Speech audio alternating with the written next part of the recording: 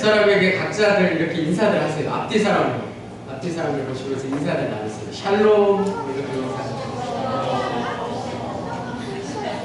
교회에 오셔서 여러분 꼭 인사들 하시죠. 그렇죠. 인사들 꼭 하셔야 돼요. 꼭 인사들 하셔야 돼요.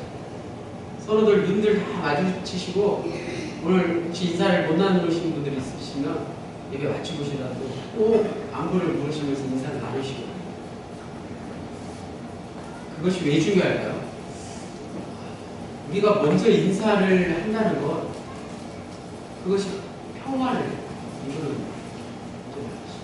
여러분, 전쟁 중에 평화를 기다리는 아이들의 눈망울 보셨죠? 그 마음으로 우리가 서로 인사를 나눠야 될 줄 알았어요. 간단하게 먼저 이런 말씀을 시작을 할게요. 결혼 문제를 놓고 굉장히 고심하는 분들이 있어요. 저도 담임사관도 결혼을 굉장히 늦게 했어요. 결혼 문제를 아주 정말 나름 또 고민을 많이 해본 사람. 그래서 외모가 좋은 사람을 만나기로 하고 믿음이, 크리스찬은 믿음이 좋은 사람, 또 뭐가 있죠? 마음이 좋은 착한 사람, 성격이 좋은 사람 만나기로 하죠. 여러분은 그런 문제로, 결혼 문제로 고민하고 있는 사람에게 어떤 사람, 이 세 가지 중에 어떤 사람을 권면하시겠어요? 추천하시겠어요? 외모가 좋은 사람, 믿음이 좋은 사람, 성격이 좋은 사람. 각자의 생각들이 있으시죠. 외모가 좋은 사람을 추천하시는 거, 그거는 좀 자제 부탁드립니다. 담임사관은 성격이 좋은 사람, 마음이 좋은 사람, 인격이 좋은 사람을 추천하시죠. 믿음이 좋은 사람. 왠지 아십니까? 믿음의 기본이 인격이라는 거예요. 여러분, 믿음이 아무리 좋다고 한들, 죄송한 말씀입니다만, 인격이 좋지 못하면 그 믿음이 과연 진짜 믿음일까요? 인격이 좋은 사람, 성격이 좋은 사람, 착한 사람, 여러분 결혼 상대자로 맞이해서 전도하면 예수 믿기고. 그래서 담임사관의 생각일 수 있어요. 담임사관의 생각일 수 있어요. 믿음이 좋은 사람이 성격이 좋은 사람이면 두말할 것 없겠죠. 그런데 외모만 좋고 믿음만 좋고 성격 좋은 사람, 이 세 가지 중에 말하는 사람은 성격이 좋은 사람, 품성이 좋은 사람, 인격이 좋은 사람을 결혼 상대에서 추천합니다. 자, 오늘 우리가 나눌 이 인사, 샬롬, 이 말은 미가서 5장 5절 상반부에 있는 말씀이죠. 우리가 그래서 5절 앞부분만 읽었잖아요. 이 사람은 평강이 될 것이다. 이 사람은 메시아죠. 예수님이잖아요. 근데 우리도 아빠야 저거 아야 히브리어로 부아야 제살로 히브리 원어로 이렇게 하는 거예요. 샬롬이라는 말이 들어간다. 샬롬. 미가서 말씀은 7장까지 있는데 굉장히 짧은 본문이죠. 7장이면 뭐 하루 만에 다 읽을 수 있어요. 미가서 본문은 선지자들의 말씀 중에도 가장 핵심이 된다고 할 수가 있다는 말씀이에요. 미가서는 구약의 황금률이다, 이런 말씀이 있어요. 황금률 아시죠? 황금률. 룰 오브 골드. 황금률. 뜻이 아주 깊어서 인생에서 유니크한 그런 말씀이에요. 황금률. 미가서 말씀이 성경의 황금률이잖아요. 여러분 시간 나실 때 아니 오늘 집에 돌아가셔서 미가서 말씀을 처음부터 끝까지 다 읽으세요. 30분, 1시간이면 다 읽었어요. 그러니까 6장 말씀을 잘 읽었어요. 미가서는 짧지만 소선지자로 분류되지만 그 주제가 매우 명확해요. 미가서의 주제는 확실한 주제 세 가지를 가지고 있습니다. 심판과 회복과 정의. 심판과 회복과 정의. 세 가지를 명확하게 말씀하고 있다는 거예요. 이 짧은 책에 죄에 대한 하나님의 심판, 그 말씀이 나옵니다. 또 이스라엘의 회복에 대한 희망의 메시지가 동시에 담겨져 있다. 그리고 타락한 백성들을 향한 강력한 경고의 메시지, 하나님의 정의와 공의를 부르짖는 그 미가 선지자의 메시지가 담겨져 있다는 것이죠. 다 같이 미가서 6장 8절 말씀 읽어보겠습니다. 같은 페이지 있지 않습니까? 96페이지 미가서 6장 8절 다 같이 함께 읽겠습니다. 시작. 사람아, 주께서 성한 것이 무엇임을 내게 보이셨나니 여호와께서 내게 구하시는 것은 오직 정의를 행하며 인자를 사랑하며 겸손하게 내 하나님과 함께 행하는 것이 아니냐. 그렇다. 이 말이에요. 미가의 선지자의 질문이 무엇이었습니까? 여호와께서 내게 구하시는 것이 무엇이냐? 라는 질문이에요. 여호와께서 네가 무엇을 하시기를 원하시느냐? 이 뜻이죠. 마찬가지로 오늘 우리가 어떻게 살아야 되느냐, 오늘 우리가 예수 믿는 사람으로서 어떻게 살아야 될 것인가에 대한 질문에 답이 같이 나와 있습니다. 무엇입니까? 오직 정의를 행하며 인자를 사랑하며 겸손하게 내 하나님과 함께 행하는 것이다. 질문과 답이 함께 나와 있습니다. 그런데 이스라엘은 이러한 하나님의 말씀에 합당하게 살지 못했고, 그로 인해서 끔찍한 결과를 겪을 수밖에 없었던 것이죠. 아수르와 바벨론과 바사와 로마에 이르기까지 끊임없는 다른 민족의 포로 생활을 해야만 했던 것입니다. 당시 강대국이었던 아수르의 디글라필레셀 3세가 낭진 정책을 펼쳐서 북이스라엘과 남유대는 막 외적의 침입의 위협이 있으니까 어떻게 됐을까요? 하나님을 섬기기보다 미신을 섬기게 되었고 우상을 섬기게 되었다.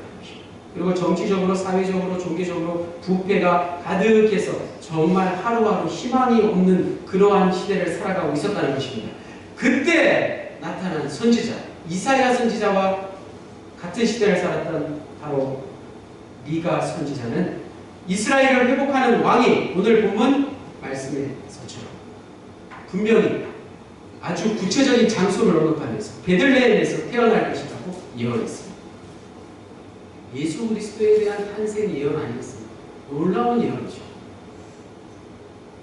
어떻게 예수님 오시기 600년, 700년 전에 살던 사람이 예수가 탄생하실 것을, 메시아가 탄생하실 것을 장소를 구체적으로 언급할 수 있었겠습니까? 예언할 수 있었겠습니까? 잘 생각해보니까 마찬가지로 오늘 모든 분야에서 불안한 시대를 우리가 살고 있지 않습니까? 당시 이스라엘의 시대나 오늘 우리가 살고 있는 시대나 별반 다른 게 없다는 거죠. 다른 게 우상이 아니라는 것이죠. 우리가 다른 데 관심을 갖고 우리가 다른 데 시간을 보내고 하나님보다 더 즐기고 하나님보다 더 좋아하는 것들이 모두 우상인 그런 시대를 살아가고 있지 않겠습니까?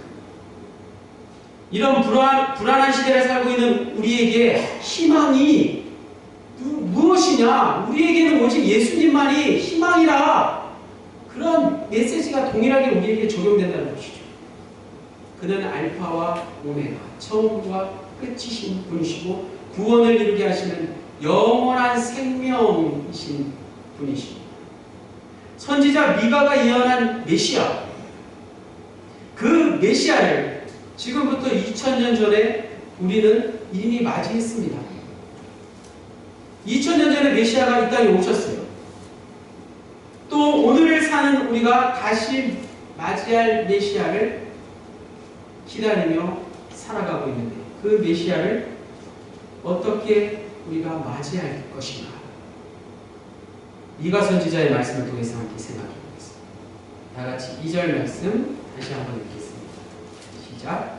베들레헴 에브라다야, 너는 유다 족속 중에 작을지라도 이스라엘을 다스릴 자가 내게서 내게로 나올 것이다. 그의 근본은 상고의 영원에 있느니라. 상고는 윗상자의 옛 고자, 아주 아득한 옛날이라는 뜻이죠. 아주 옛날이라는 뜻이죠. 또 영원이라는 말 역시 옛날 성경 개역 한글에는 태초라고 되어 있어요. 그러니까 아주 옛날 태초부터 지금까지 계신 분이 이제 베들레헴에 태어날 것이라는 말씀입니다. 베들레헴 에브라다야라는 말은 에브라다의 부족 이름에서 비롯된 것이죠. 에브라다는 베들레헴의 옛 이름이라고 생각하시면 됩니다. 그런데 베들레헴 에브라다라고 불리는 이유, 두 성이 베들레헴과 에브라다는 가까이 근처에 있었다는 것이죠. 숫자가 겨우 1000명에 불과한 작은 부족이 바로 에브라다 부족이에요. 우리가 잘 아는 다윗 부족이었죠. 다윗의 아버지 이새가 에브라다 부족이었죠. 사람들의 주목을 끌지 못할 그 시골 그리고 작은 부족에서 메시아가 오신다는 이 메시아 사건인 것이죠. 에브라다는 부족 이름이었다가 이제 베들레헴의 옛 이름이 되어버려서 베들레헴 에브라다라고 오늘 본문에서는 부르고 있는 것이죠. 자, 메시아가 당시에 오시는데 아무도 관심을 갖지 못하고 아무도 알지 못하는 그런 방식으로 사람들의 생각과 모든 예상을 뛰어넘는 하나님의 신비로운 방식으로 오실 것이라는 말씀이죠. 그렇다면 중요한 것은 2000년 전에 아기 예수가 만유에서 태어나신 그 사건이 메시아의 첫 번째 탄생의 사건이었잖아요. 아무도 예상하지 못했다는 거예요. 우리에게 다시 오실 메시아는 어떤 분인가 여러분 한번 생각해 보세요. 여러분 성경 말씀을 통해서 그리고 각자의 그런 생각대로 다시 오실 주님 열 처녀가 등불을 밝히면서 그 중에 5 처녀만이 기름을 준비해서 맞이하는 그런 주님이라고 성경에는 예를 들고 있죠. 여러분이 맞이하실 주님이 어떤 방식으로 어떻게 여러분을 만나 주실지 한번 생각해 보시라는 말씀이에요. 그것 역시 우리의 예상을 훨씬 뛰어넘을 것임에 틀림없다는 말씀입니다. 우리가 성경에서 단순히 듣고 보고 읽던 그런 방식보다 훨씬 더 뛰어넘는 놀라운 사건이 다시 오실 예수님의 재림 사건이라는 그런 말씀입니다. 놀랍게도 구약의 선지자들 가운데 다시 오실 메시아가 오실 때 일어난 일들을 동일하게 예언한 말씀이 있습니다. 앞서 말씀드린 대로 이사야 선지자와 미가 선지자의 말씀입니다. 이사야 11장 9절 말씀을 제가 읽어드리겠습니다. 내 거룩한 산 모든 곳에서 해됨도 없고 상함도 없을 것이니 이는 물이 바다를 덮은 같이 여호와를 아는 지식이 세상에 충만할 것입니다. 아멘. 잘 한번 생각해보세요. 물이 바다를 덮은 같이 여호와를 아는 지식이 세상에 온 세상에 충만할 것이다. 무슨 뜻입니까? 또 하바국 선지자의 말씀이 있습니다. 미가 선지자 말씀이 아니라 하바국 2장 14절 말씀 이는 물이 바다를 덮은 같이 여호와의 영광을 인정하는 것이 세상에 가득합니다. 우리가 설교를 마치고 부를 찬양 제목이 물이 바다 덮은 같이 물이 바다를 덮을 때 어떻게 덮어요? 파도가 계속해서 밀려오는 장면 그것처럼 여러분 우리가 정말 전도하기가 얼마나 힘들고 예수 믿는 사람이 얼마나 주위에 보기 힘들고 정말 예수 믿기가 얼마나 힘듭니까? 그런데 물이 바다를 덮은 같이 예수를 믿는 사람들이 많이 일어나게 될 거예요. 아니 온 세상의 모든 사람들이 여호와를 알게 될 거라는 놀라운 말씀. 상상이 되십니까? 온 세상에 여호와의 영광이 그리고 여호와를 아는 지식이 충만하고 가득하게 될 것이라는 말씀. 물이 바다를 덮은 같이 끝없이 밀려드는 파도처럼 온 세상의 모든 사람들이 여호와를 인정하는 그날이 오게 될 것이라는 말씀. 그날을 향해서 우리가 지금 나아가고 있습니다. 3절 말씀 그러므로 여인이 해산하기까지 그들을 붙여 두시겠고 그 후에는 그의 형제 가운데 남은 자가 이스라엘 자손에게로 돌아옵니다. 미가 선지자의 메시아 사상의 중요한 다른 하나 첫 번째는 무엇이었어요?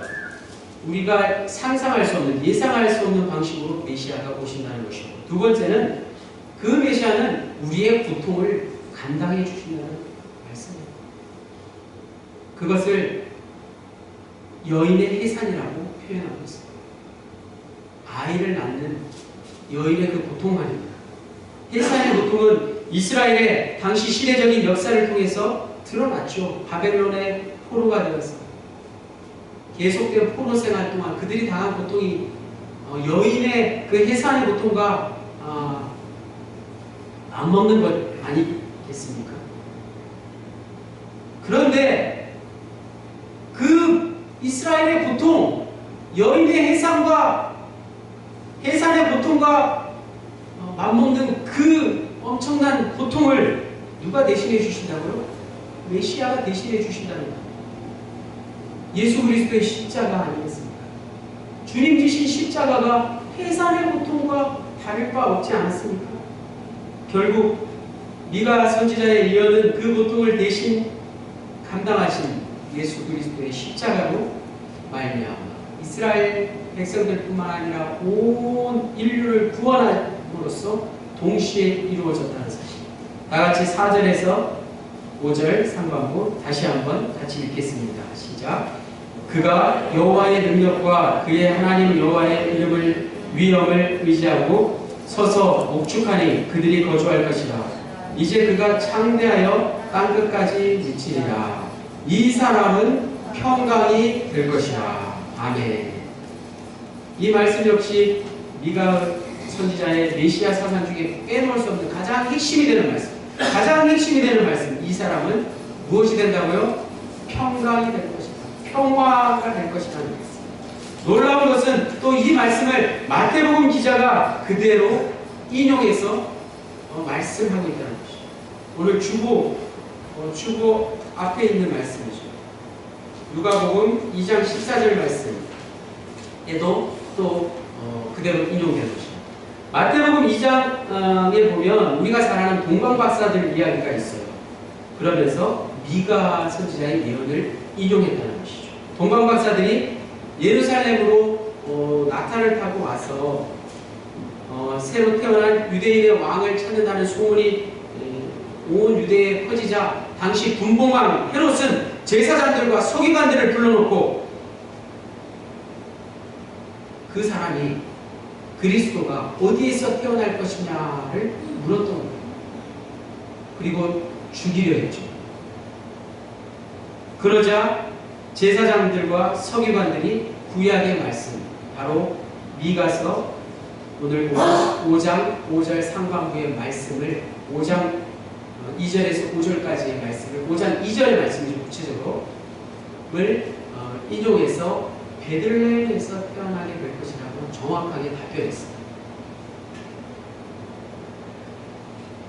자, 또 누가복음 기자도 아기 예수의 탄생을 전했는데 그것은 바로 5장 5절에 있는 말씀, 평화와 연결해서 이 말씀을 전했다는 것이죠. 우리가 너무나도 잘 아는 말씀, 누가복음 2장 14절 말씀, 지극히 높은 곳에서는 하나님께 영광이고 땅에서는 하나님이 기뻐하신 사람들 중에 평화로다.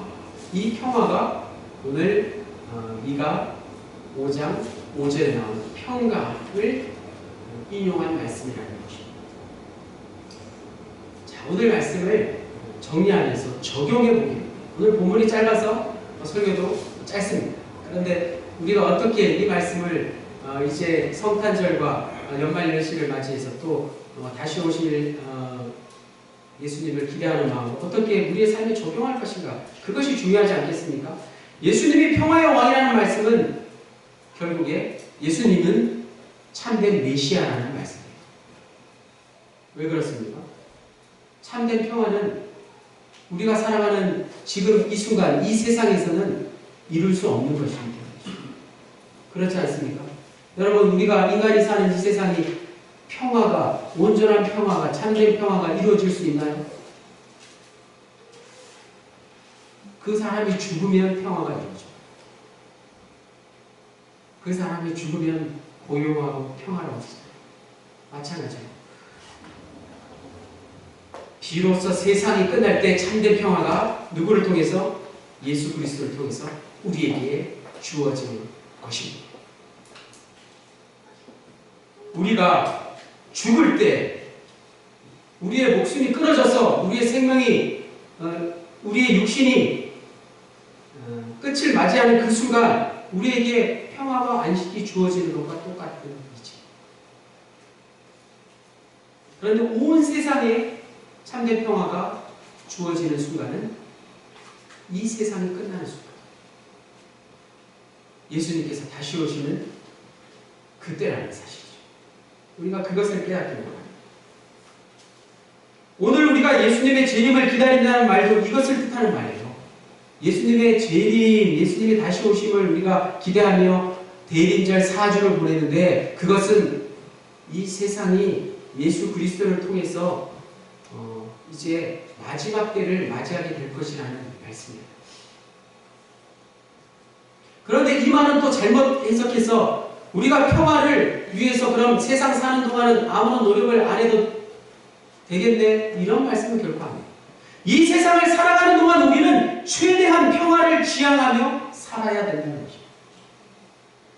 종말론적인 신앙을 제대로 아는 사람, 예수님께서 다시 오실 것을 분명히 아는 사람은 이 세상을 사는 동안 평화를 누리기 위해서 끝없이 노력하며 산다는 사실이에요. 왜냐하면 예수님이 이루실 그 종말을 미리 이 세상에서 앞당겨 경험할 수 있기 때문에. 우리 그리스도인들은 결코 호전적인 사람이 되어서는 안 됩니다. 여러분, 호전적이라는 말 아세요? 전쟁을 좋아하는 말이에요. 전쟁을 좋아한다는 말. 뉴스를 보세요. 전쟁을 좋아하는 나라들 있잖아요. 북한을 전쟁 상대로 선포하며 북한과 끊임없이 전쟁하고자 하는 나라들 있지 않습니까? 안타깝지만 우리나라 이 민족 가운데도 그런 생각을 가진 분들이 계십니다. 그분들을 호전적이라는 말은 우리 그리스도인들에게는 적용되어서는 안 되는 말씀입니다. 주위 사람들하고 여러분 관계를 잘 생각해 보세요. 별것도 아닌데 아주 격렬하게 대화를 나누시는 분들. 아무것도 아닌 일인데 쉽게 말다툼하기를 좋아하시는 분들. 그것이 호전적이에요. 싸움을 좋아하는 사람은 결코 참된 그리스도입니다. 평화를 위해서 이 땅에서 애쓰며 사는 사람이라고 말할 수 없는 것입니다. 지금 이 땅에서 평화를 완전히 이룰 수는 없어도 평화를 지향하면서 평화를 위해서 우리가 할 수 있는 최대한의 노력을 기울이면서 살아야 된다는 말씀. 이것이 바로 우리가 오늘 말씀을 우리의 삶 속에 적용할 수 있는 비결입니다. 평화를 이루기 위해서 여러분, 하찮은 말다툼, 싸움 하지 마시고 전쟁을 피하십시오. 구약의 위대한 선지자 이사야와 미가는 분명 그러한 평화의 메시지를 백성들에게 욕을 얻어먹어가면서 담대하게 선포했다는 것이에요. 생각해 보십시오. 나라가 전쟁을 벌이고 있는데 전쟁을 벌이고 있는 백성들에게, 군인들에게 뭐라고 외쳤습니까? 이사야 2장 4절 말씀. 그가 열방 사이에 판단하시며 많은 백성들을 판결하시리니 우리가 그들의 칼을 쳐서 보습을 만들고 그들의 창을 쳐서 낫을 만들 것이다. 전쟁을 하고 있는 군인들에게 그 창과 칼을 뺏어서 보습과 낫을 만들자고 외쳤다는 것입니다. 미가서 4장 3절 말씀. 그가 많은 민족들 사이에 이를 심판하시며 먼 곳 강한 이방 사람들을 판결하시리니 무리가 그 칼을 쳐서 보습을 만들고 창을 쳐서 낫을 만들 것이며 이 나라와 저 나라가 다시는 칼을 들고 서로 치지 아니하며 다시는 전쟁을 연습하지 아니하리라. 이사야 선지자가 한 말씀과 동일한 말씀입니다. 미가서 4장 3절.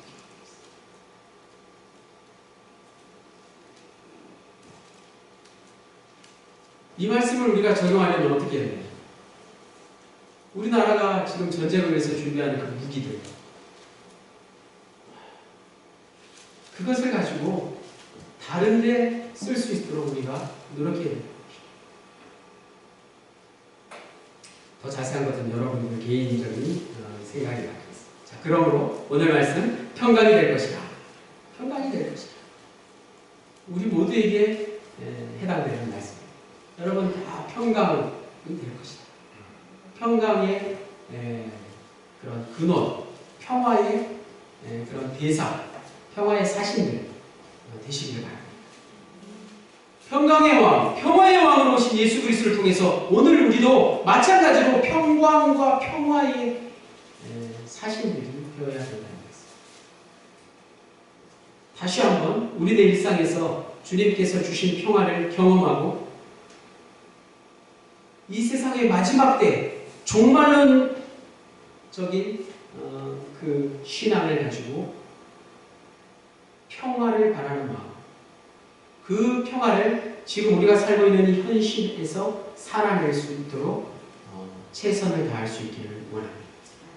그것이 곧 구원에 이르는 길 아닐까요? 저와 여러분 모두에게 오늘 말씀처럼 주님의 평화가 늘 함께 하시기를 간절히 축원합니다. 기도하시겠습니다. 은혜와 사랑의 하나님, 하나님께서는 놀랍고 신비로운 방식으로 예수 그리스도를 이 땅에 보내주셨습니다. 이 사실보다 더 크고 놀라운 일이 어디에 있겠습니까? 우리 앞에 놓여있는 현실이 때로 혼란스럽고 어둡다 할지라도 세상 만민을 구원하실 예수 그리스도가 이미 오셨고 다시 이 땅에 오실 것을 믿기에 대림절의 평화와 기쁨과 희망을 마음껏 누리며 살아갈 수 있도록 우리의 남은 인생 살 수 있도록 은혜 내려 주시기를 간절히 빌고 원할 때에 예수 그리스도의 이름으로 기도하였습니다.